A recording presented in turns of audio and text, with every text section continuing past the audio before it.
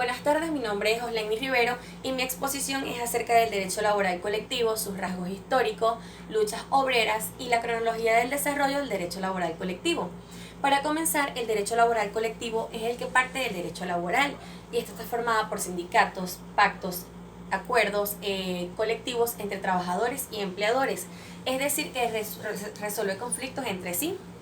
Además, está formada por una estructura triangular que está formada por sindicatos, negociaciones colectivas y huelgas. Por otra parte, esta tiene una finalidad de carácter jurídica, económica y hasta política. Además, es la que se encarga del estudio de los foros de los trabajadores, especialmente el foro sindical. Dichos foros son los que se encargan de proteger la estabilidad laboral y el ejercicio de la libertad sindical.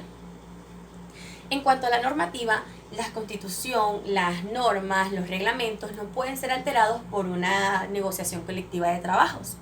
En cuanto a los rasgos históricos, dice que parte o surge a partir del siglo XII o XIII, cuando se crearon o se formaron las fraternidades profesionales, que luego para el siglo XVI se cambió su denominación para asociaciones de compañeros.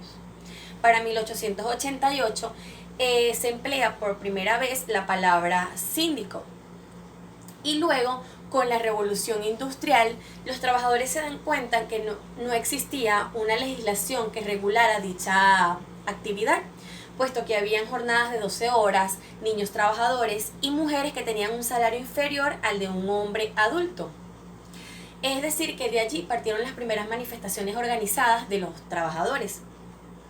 Luego de dichas manifestaciones para el siglo XVIII y XIX, en Francia, por la ley de Chapelier, él decía que no se prohibía las organizaciones de los trabajadores, pero Welcker sí aceptaba las asociaciones de profesionales. Se dice que actualmente el derecho colectivo va de la mano con la posibilidad del ejercicio de la libertad sindical. Se dice que en Venezuela va desarrollando el derecho colectivo del trabajo a medida que las organizaciones de trabajo van tomando fuerza. Se dice que para 1895 Venezuela estuvo en dictadura hasta diciembre de dicho año, pero se puede decir que la palabra síndico se desarrolla como tal a partir de 1936. En cuanto a la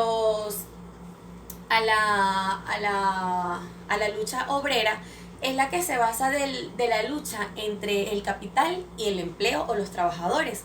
Es decir, que tienen una lucha de unión. Para ahora no se habla de una lucha obrera, sino de una lucha sindical o lucha de trabajadores. En Venezuela la primera huelga ocurrió el 23 de marzo de 1813, cuando los constructores de Caracas solicitaban que se les aumentara el salario a un 100%.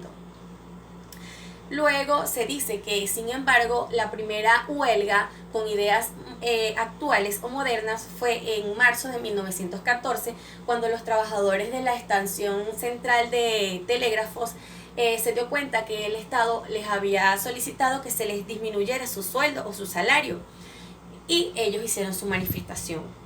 Se dice que Venezuela surgió a partir del desarrollo del derecho colectivo, surgió a partir de 1936. En cuanto a la cronología del desarrollo del derecho colectivo de trabajo, como ya mencioné, se dice que surge a partir del siglo XII y XIII. Luego, en el siglo XVI, como ya mencioné, se les da el cambio de denominación a las fraternidades profesionales por asociaciones de compañeros.